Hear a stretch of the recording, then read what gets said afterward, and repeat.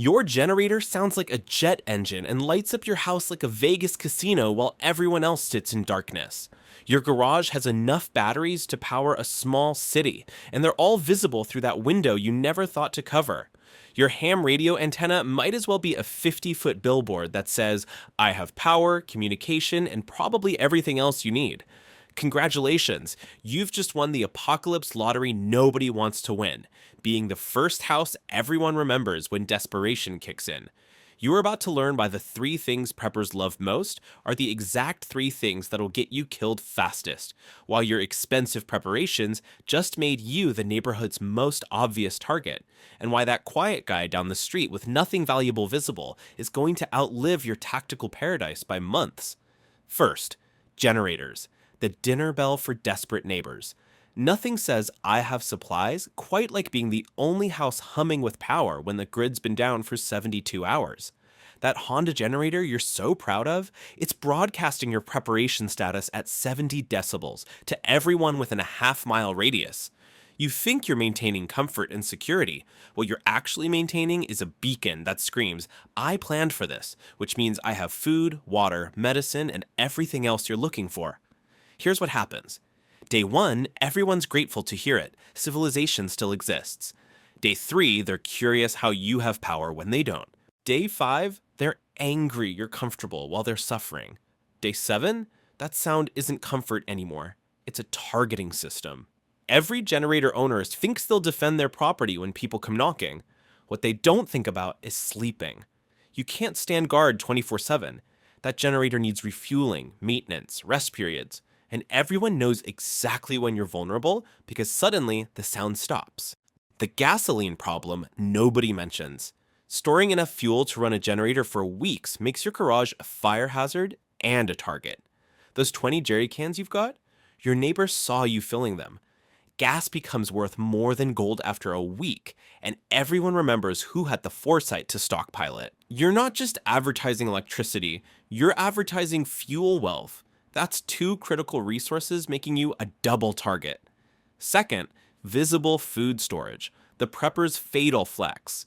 Those gorgeous shelving units in your garage loaded with labeled buckets, cases of canned goods, and MREs stacked to the ceiling. You've posted pictures in prepper groups proud of your organization. Maybe you've given tours to like-minded friends, or just had the garage door open while organizing. Every delivery driver, every neighbor walking their dog, every contractor who's been in your house has seen it. You think you're organized. What you've actually done is create a grocery store with no security system. Food makes people irrational faster than anything else. Not hunger, just the fear of hunger. The knowledge that you have 6 months of food while their kids ate the last can of soup yesterday doesn't inspire neighborly cooperation. It inspires nighttime raids. Those buckets labeled rice and beans might as well say, kill me for this. The average person becomes capable of things they'd never imagine when they think their family will starve, and you've shown them exactly where salvation lives. The psychological torture of visible abundance. When people know you have food, every interaction becomes about that food. They stop seeing you as a person and start seeing you as an obstacle between them and survival. That friendly neighbor who borrowed your lawnmower for 5 years, he's doing math now, calculating how much food you have versus how many people need it. His moral flexibility increases with each hungry day. By day 10, killing you seems less like murder and more like resource redistribution. Third, communications equipment, broadcasting that you're informed, connected, and worth robbing. That ham radio antenna, the CB setup in your truck, the satellite internet dish, you're telling everyone you have power, valuable equipment, and information.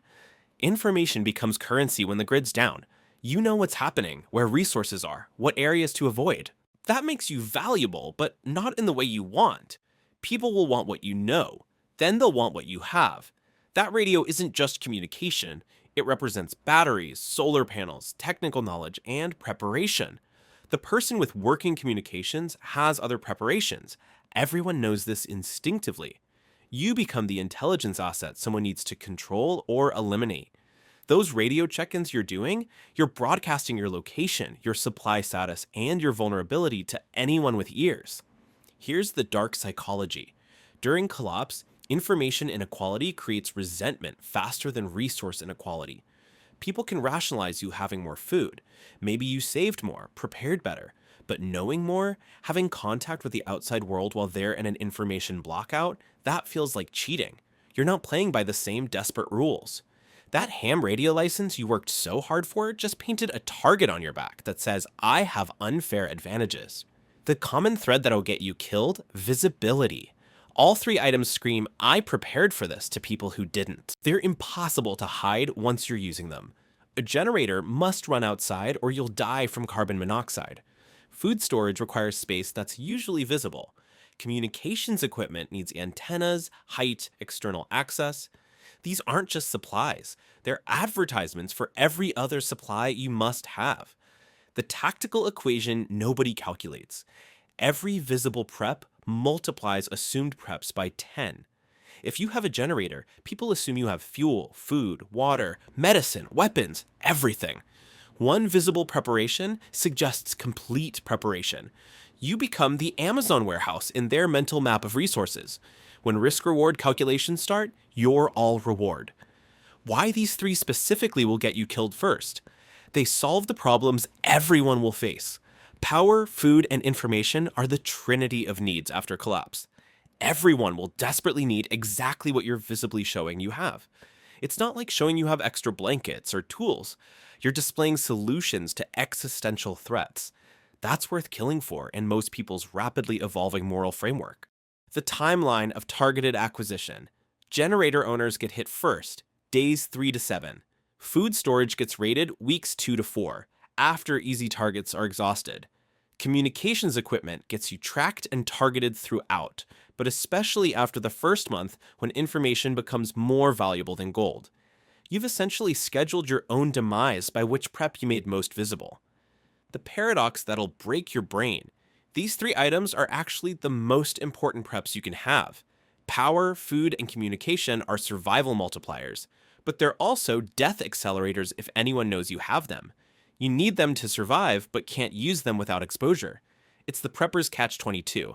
The supplies most necessary for survival are the ones most likely to get you killed. Want to know what actually works? Invisible preparations. Water purification tablets over visible rain barrels. Concealed carry over a gun safe. Mylar blankets over generators. Knowledge over equipment. The boring, invisible, unglamorous preps that don't scream, I have resources.